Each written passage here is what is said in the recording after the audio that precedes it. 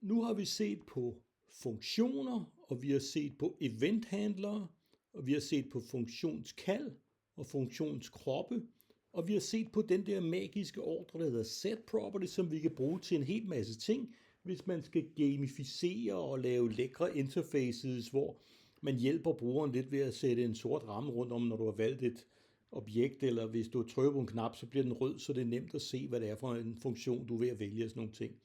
Så det forventer I fremover bruger i jeres små demoprogrammer osv.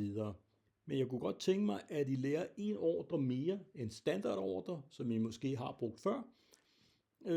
Lige før, som jeg brugte i mit forrige eksempel, der lavede jeg noget med, jeg talte point op. Og det kunne jeg også godt tænke mig at gøre en gang til. Men nu vil jeg lave, at man får man bruger en tilfældighedsgenerator, og jeg laver lige et lille tekstfelt her, text area, sådan der. Så kommer jeg også til at vise, hvordan man bruger det. Og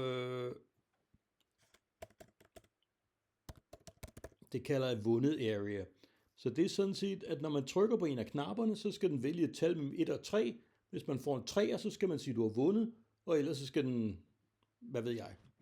Okay, så jeg laver lige en funktion mere. Jeg kunne godt lave det som bare almindelig kode, men jeg laver lige en, der hedder vinder, sådan der. Og nu siger jeg så variable, jeg kalder den v for vinder, og så siger jeg, nu vil jeg gerne sige et tilfældigt tal mellem 1 og 3.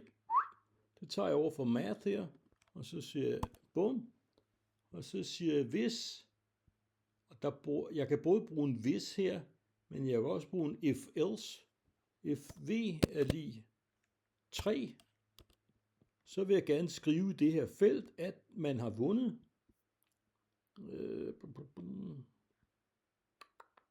Hvor har vi settekst? Den har vi heroppe et sted. Settekst skriver vi i et tekstfelt.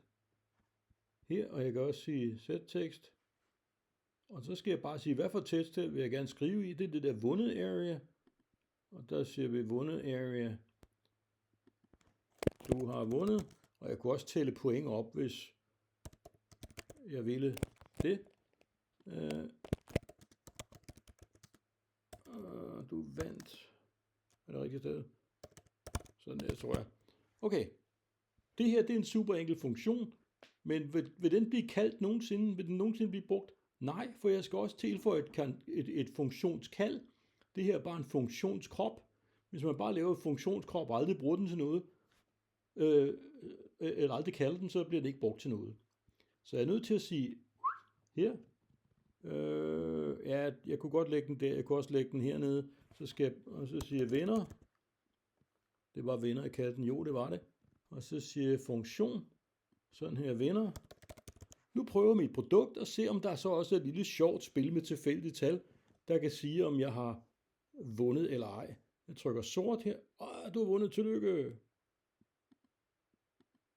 Men jeg har glemt, at jeg skal slette. Og hvorfor viser den ikke, at jeg er en gang imellem? Jeg burde slette her, så den sletter det, når jeg har. Så det skal jeg lige kigge på i næste video.